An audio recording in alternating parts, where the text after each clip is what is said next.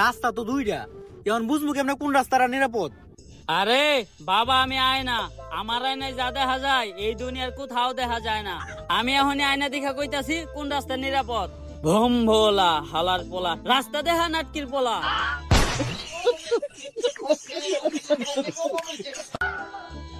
আয়না ডাইন দিকে দেখাইতেছে, সবাই বাম দিকে ল।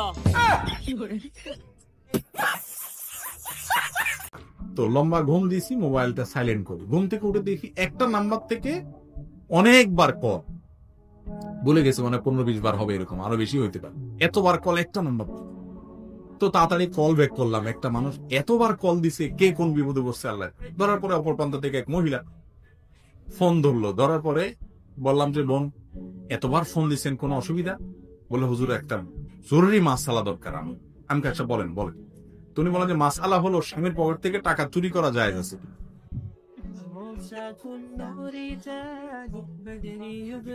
আমার রাগ হইল। আমি বললাম যে এটা আপনার জরুরি মাসালা হলো?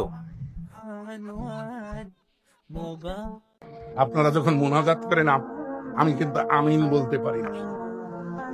আমি কিন্তু কোন আলেমের মোনাজাতে আমিন বলি না। আচ্ছা, যে হে আল্লাহ আমি পাপী, তুমি দয়া করো, মাফ করো না। আল্লাহর রহমতে আমি পাপী নই।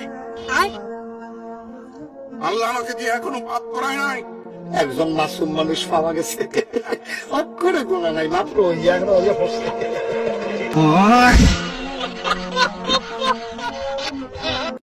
এই যে বউ একা একা বৈশা কি খাইতেছে? এই বউ, কি খাইতেছ এটা? আরে পথের গুনা, এটা করতে একটু।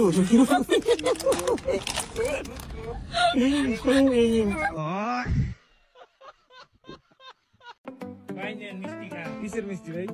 আলহামদুলিল্লাহ ভাই, আজকে আমার ছেলে হয়েছে। আপনি না 3 বছর ধরে বিদেশে? আমি ভাই আল্লাহ দিচ্ছে। আল্লাহ বলে বলা দিছে।